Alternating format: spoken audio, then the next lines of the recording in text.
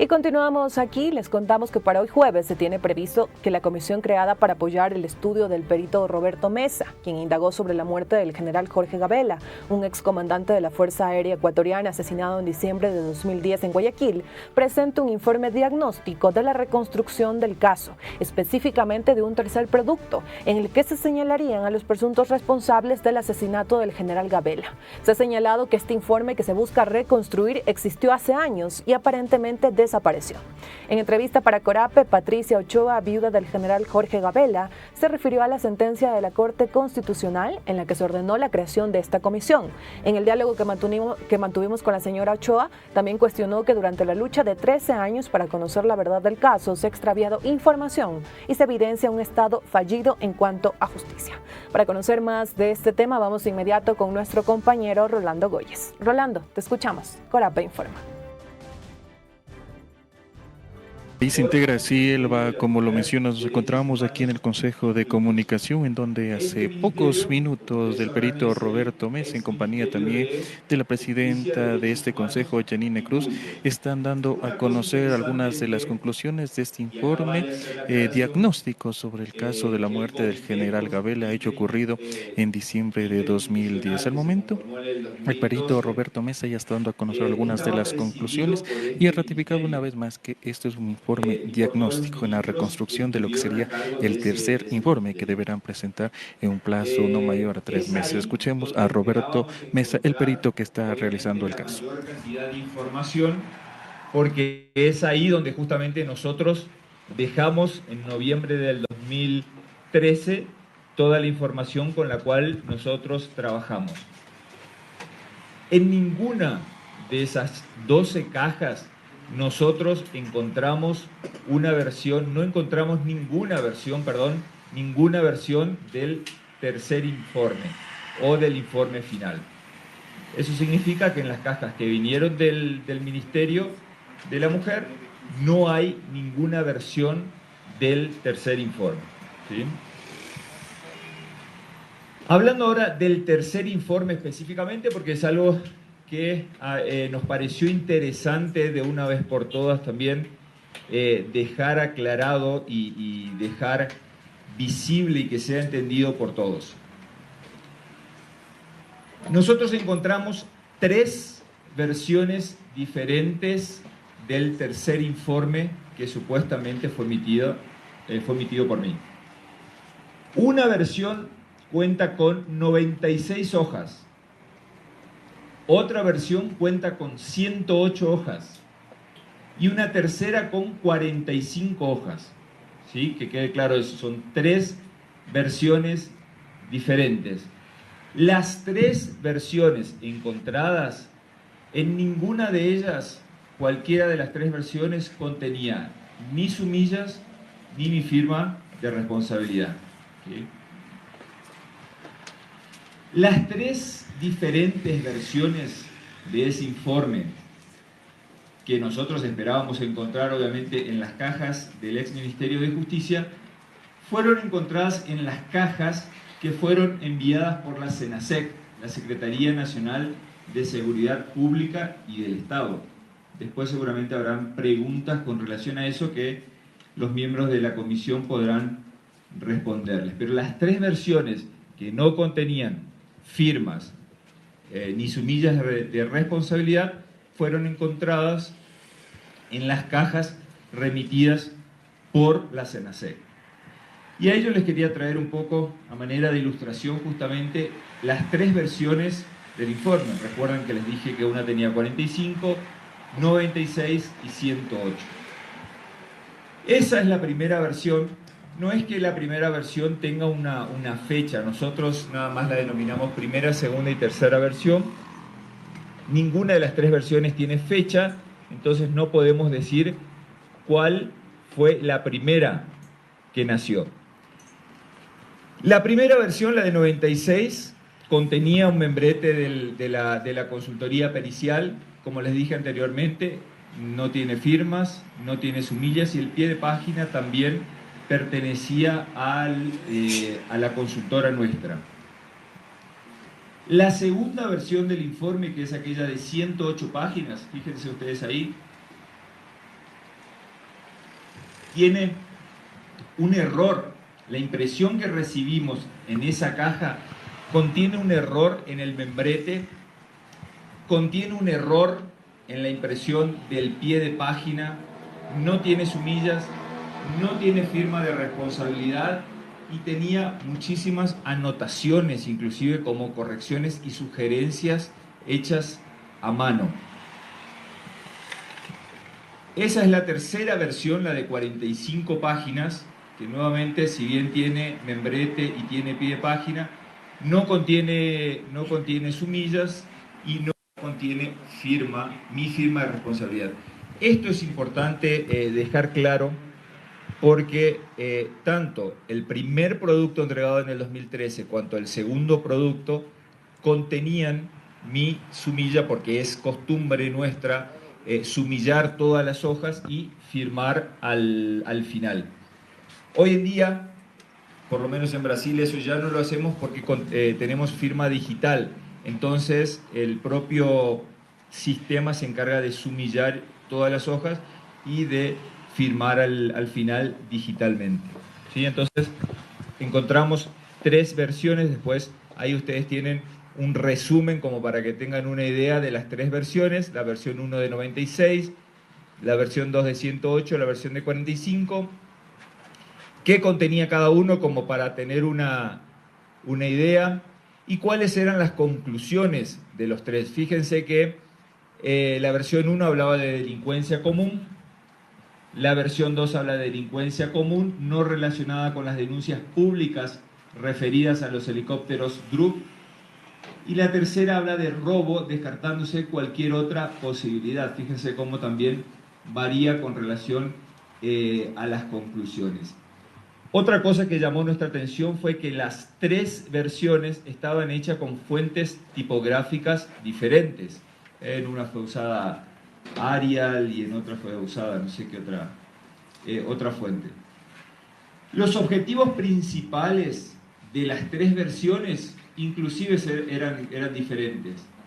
Las hipótesis planteadas en las versiones 1 y 2, entre ellas, son diferentes. Y la tercera versión directamente no tiene ningún tipo de hipótesis. La segunda versión del informe final o tercer producto se encuentra con muchas anotaciones manuscritas, sugerencias, algunas no se podían leer exactamente lo que decía. La tercera versión también se encontraba con manuscritos, pero en menor cantidad que la segunda versión. En noviembre del 2013, y eso también creo que fue público durante la comisión en la Asamblea Nacional, en el 2018, fue encontrada el acta de la reunión que se hizo en el ECU 911.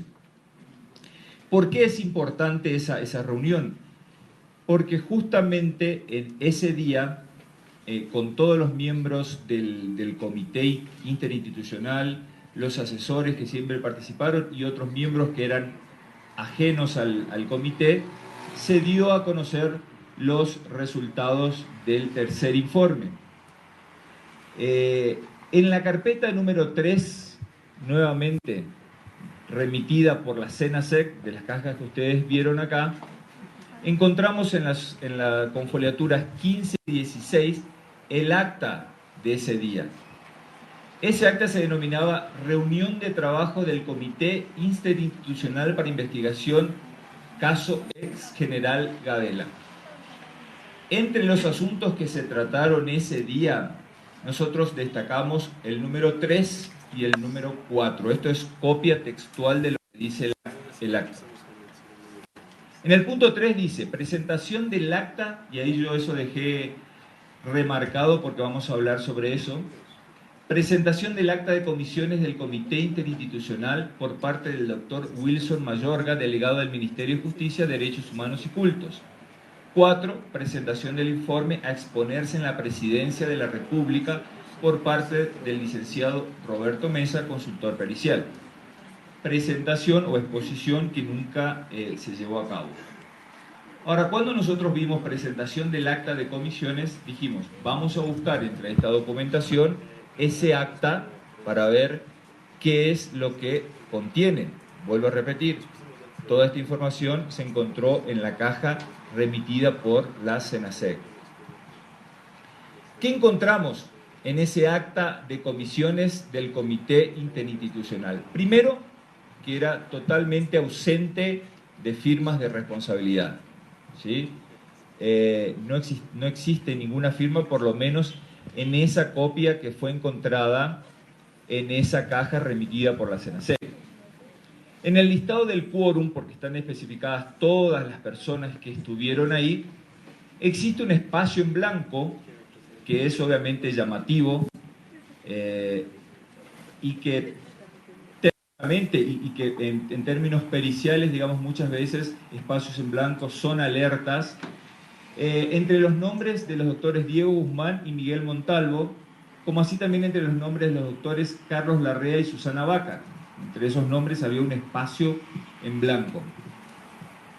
Cuando nosotros fuimos a ver el listado del quórum, nosotros detectamos de que en esa reunión estuvieron presentes miembros del comité que no están mencionados justamente en ese acta.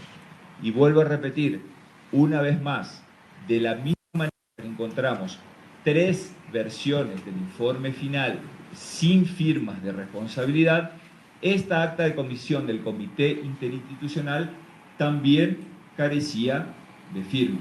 ¿Okay? Es un denominador común entre todas ellas.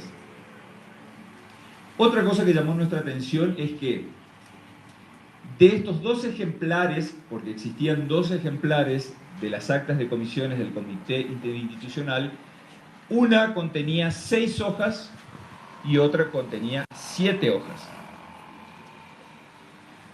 El documento que contenía 7 hojas sí tenía en su parte superior la leyenda confidencial. Ninguno, como dije anteriormente, de estos ejemplares contiene firma de responsabilidad de los miembros del comité y tampoco tienen fecha de cuándo fue elaborado. ¿Qué contenían esas actas de comisiones del Comité Interinstitucional?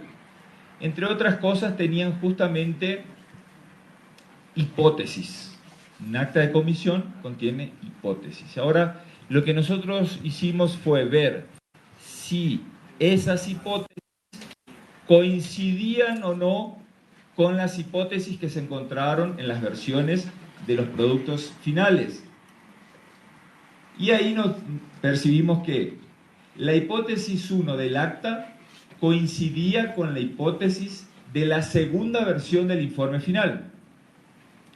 Recordemos, las actas son del comité específicamente.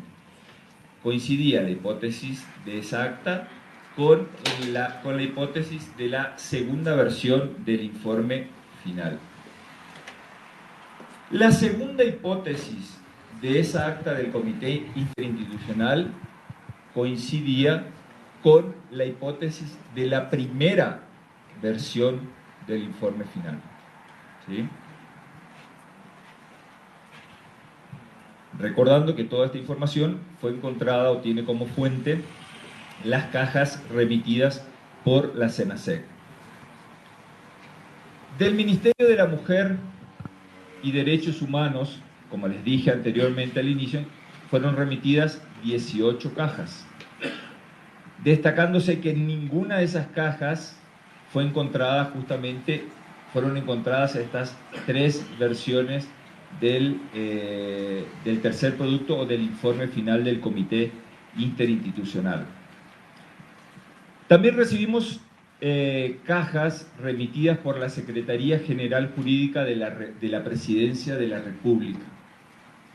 En la caja número 6, en la carpeta número 5 específicamente, se logró identificar un documento denominado, fíjense, Informe Final del Comité Interinstitucional integrado para conocer, investigar, analizar y pronunciarse sobre la denuncia de la señora Patricia Ochoa, Santos en torno de la muerte del señor general Jorge Gabela Bueno, ex comandante general de la Fuerza Aérea Ecuatoriana, con fecha de emisión junio del 2015.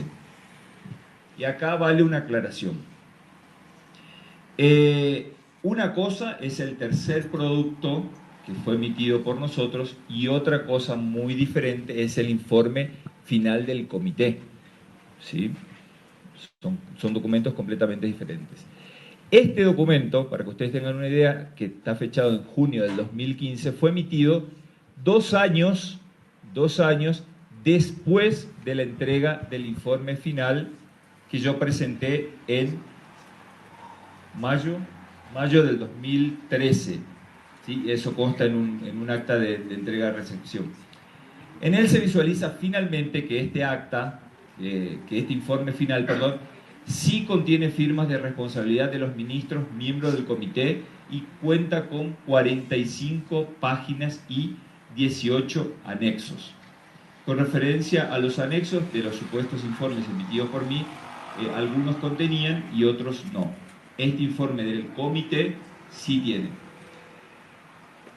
¿Qué fue lo que nos llamó la atención en este informe final del comité?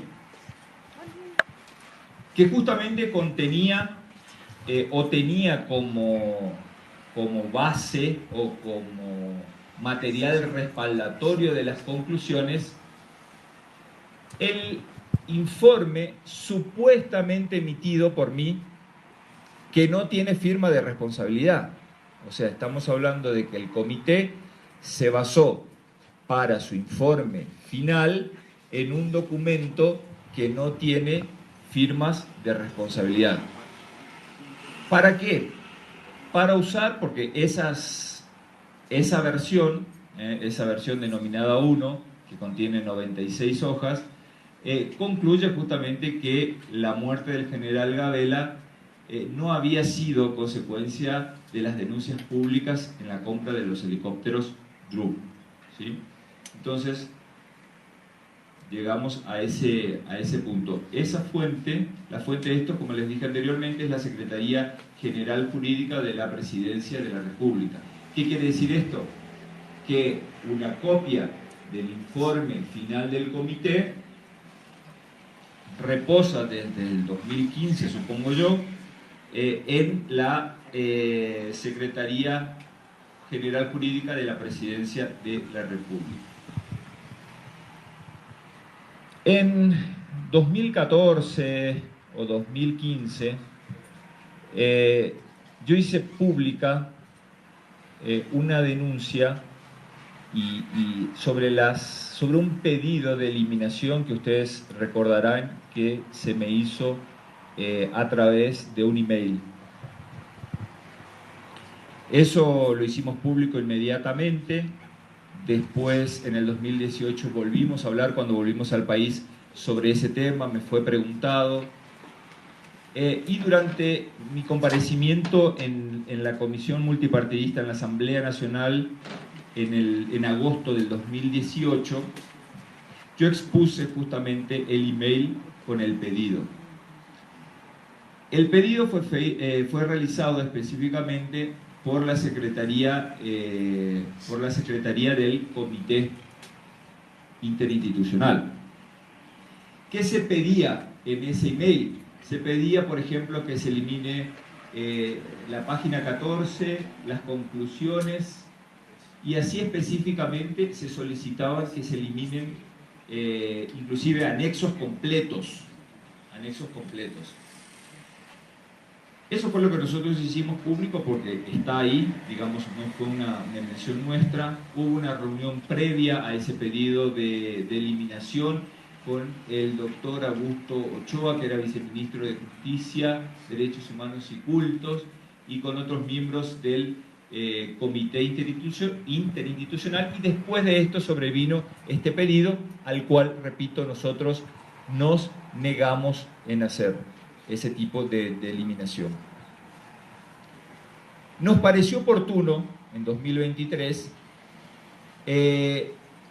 confrontar cada una de esas páginas con los con las versiones que existen del producto final, como para también descartar cualquier tipo de posibilidad.